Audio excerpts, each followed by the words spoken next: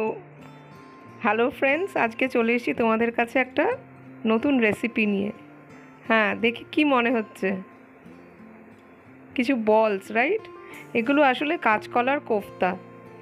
তো এগুলো আমি অ্যাকচুয়ালি ফ্রিজে আমার কতগুলো 5-6টা কাঁচকলা পড়ে রয়েছিল, তো সেগুলোকে আমি একটু ডাইস করে কেটে আর তার সাথে একটা আলু দিয়ে সেদ্ধ করে, তো তার মধ্যে একটু ধনেপাতা কুচি, একটু পেঁয়াজ কুচি, একটু গরম মশলা গুঁড়ো, একটু আমন্ড কুচি, একটু কালো কিশমিশ, একটু ইয়েলো কিশমিশ, তার সাথে স্বাদ মতো নুন আর একটু চিনি দিয়ে একটা তোমার পেস্ট করে তারপর গোল গোল বলের মতো করে নিলাম।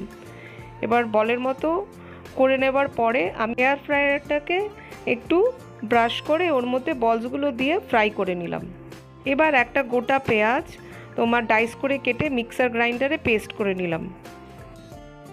ওতে দিয়েছি একটা স্পেশাল ইনগ্রেডিয়েন্ট, 10 থেকে 12টা ভেজানো আমন্ড পেস্ট করে এর মধ্যে দিয়েছি। হচ্ছে যা যা দরকারি মশলা, এর মধ্যে আছে হলুদ গুঁড়ো, নুন, জিরে গুঁড়ো, ধনে গুঁড়ো আর গরম মশলার গুঁড়ো।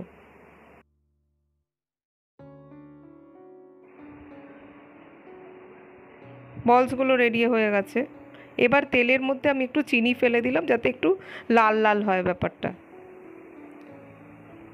এবার এর মধ্যে 2টো তেজপাতা ধুয়ে দিয়ে দিলাম। তারপর গরম মশলার গুঁড়ো, এর মধ্যে ছোটো এলাচ আর দারচিনি একটু পিষে দিয়ে দিয়েছি। তারপর হচ্ছে একটু রসুন আর একটু আদা আগে থেকে মিক্সিতে পেস্ট করে রেখেছিলাম, ওটা দিয়ে এবার আস্তে আস্তে ভাজা ভাজা করতে রাখলাম। এবার যে পেঁয়াজটা গ্রাইন্ড করেছিলাম এবার সেটা দিয়ে দিলাম। এবার সবগুলো উপকরণ মিশিয়ে আস্তে আস্তে নাড়াতে থাকলাম, এটা লাল লাল ভাব হওয়া না পর্যন্ত আস্তে আস্তে জিনিসটাকে কষাতে হবে।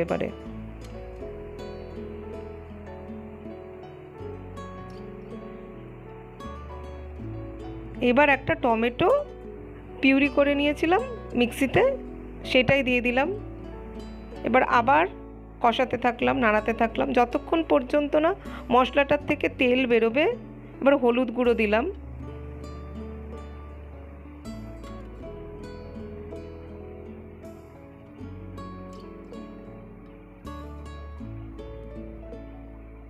এবার হচ্ছে পরিমাণ মতো জিরে গুঁড়ো, যার যেরকম ইচ্ছা যতটা দেবার ততটা দেবে।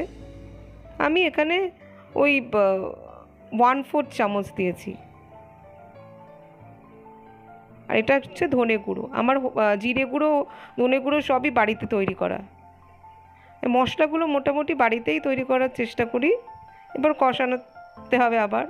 এবার এখানে হচ্ছে ব্ল্যাক পেপার পাউডার, গোলমরিচের গুঁড়ো, কারণ আমি লঙ্কা খাই না, তাই জন্য একটু স্পাইসি ভাব আনার জন্য একটু ব্ল্যাক পেপার পাউডার দিয়েছি। এটাতে শুধুমাত্র স্বাদটাকেই তোমার বাড়ায় না, তাছাড়া তোমার টেস্টটাকেও খুব এনহ্যান্স করে। এবার কষাতে থাকতে হচ্ছে। এবার হচ্ছে সেই স্পেশাল ইনগ্রেডিয়েন্টটা, আমি যে 10 থেকে 12টা আমন্ড ভিজিয়ে রেখেছিলাম, ভিজিয়ে রেখে একটু জল দিয়ে মিক্সিতে পেস্ট করেছিলাম। এবার তার মধ্যে আরেকটু জল দিয়ে জিনিসটা বেটে নিলাম। বেটে নিয়ে তারপরে তোমার আবার সমস্ত উপকরণ দিয়ে নাড়াতে থাকলাম। এবার আমি একটু জলের ছিটে দিয়ে দিয়ে জিনিসটা নাড়িয়েছি, কেননা আমি এটা মাটির পাত্রে করছি। যদি তোমরা ভালো করে লক্ষ্য করে দেখো বন্ধুরা, এটা মিডিয়াম টু লো আঁচে করতে হবে যাতে পুড়ে না যায়। তোমরা চাইলে কড়াইতেও করতে পারো, আমি মাটির পাত্রে রোজই রান্না করি, কেননা আমার মনে হয় যে স্বাদটা খুব দ্বিগুণ মাত্রায় হয়ে যায় এবং এটা খুব স্বাস্থ্যের জন্য খুব উপকারী। তো এইভাবে কষাতে থাকা হচ্ছে। এইবারে একটু জল দিয়ে জিনিসটাকে বয়লিং টেম্পারেচারে আনতে হবে। তারপরে যে তৈরি করা যে কোফতাগুলো ছিল এবার আস্তে আস্তে করে এর মধ্যে দিয়ে দিলাম। আর হ্যাঁ বন্ধুরা, এর মধ্যে তোমরা দেখতে পাচ্ছ যে বলগুলোর মধ্যে একটু কালো কালো আছে, ওটা কিন্তু পুড়ে যায়নি, ওটা হচ্ছে কালো কিশমিশ। এই কালো কিশমিশ যদি 5-6টা তোমরা রোজ রাত্রিবেলা, বিশেষ করে মেয়েরা মহিলারা যদি জলে ভিজিয়ে সকালবেলা ওই জলটা ছেঁকে ওই 5-6টা কিশমিশ খেয়ে নিতে পারো, তাহলে তোমাদের জন্য খুব উপকারী। এবারে কোফতাটার মধ্যে আস্তে আস্তে গ্রেভিটা ঢুকে গেছে, দেখতে পাচ্ছ রেডি হয়ে গেছে। কি সুন্দর কালারটা এসছে, আর গন্ধটা অপূর্ব এসছে। তোমরা সামনে থাকলে বুঝতে পারতে, দারুণ এসছে গন্ধটা, পুরো একেবারে দোকানের মতো, রেস্টুরেন্টের মতো গন্ধ এসেছে। এবারে আমি একটা শুকনো খোলায় তোমার কাসুরি মেথিটা আমি ভেজে নিয়ে গুঁড়ো করে নিয়ে এর মধ্যে দিয়ে দিলাম, জাস্ট অ্যারোমা বেরোবে, একটা এনহ্যান্স হবে টেস্টটা। তারপর একটা ঢাকা দিয়ে ব্যাস রেডি আমার কাঁচকলার কোফতা কারি। লেস অয়েল, লঙ্কাও নেই সেরকম, যদি তোমাদের মনে হয় তোমরা লঙ্কা দেবে, আমি একটু ধনেপাতা দিয়ে গার্নিশ করে নিয়েছি। যারা ঝাল খায় তারা লঙ্কা দেবে, কোনো অসুবিধা নেই। আমি তো ঝাল খাই না, তাই জন্য আমি একটু গোলমরিচের গুঁড়ো দিয়ে দিয়েছি। ব্যাস রেডি। দেখতে পাচ্ছ তোমাদের সামনে আমার ছোট্ট একটা প্রয়াস।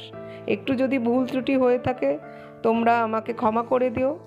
যদি তোমার আমার এই রেসিপিটা ভালো লেগে থাকে তাহলে একটু কমেন্ট করে জানিও, আর একটা লাইক করে দিও, আর পারলে শেয়ার করো, আর সাবস্ক্রাইবও করে দিও একটু, তাতে আমিও একটু মোটিভেটেড ফিল করব। তোমাদের কেমন কেমন রেসিপি ভালো লাগে দেখতে আমাকে কমেন্ট করে জানিও, আমি চেষ্টা করব যথাসম্ভব। আজকের মতো টাটা, বাই বাই।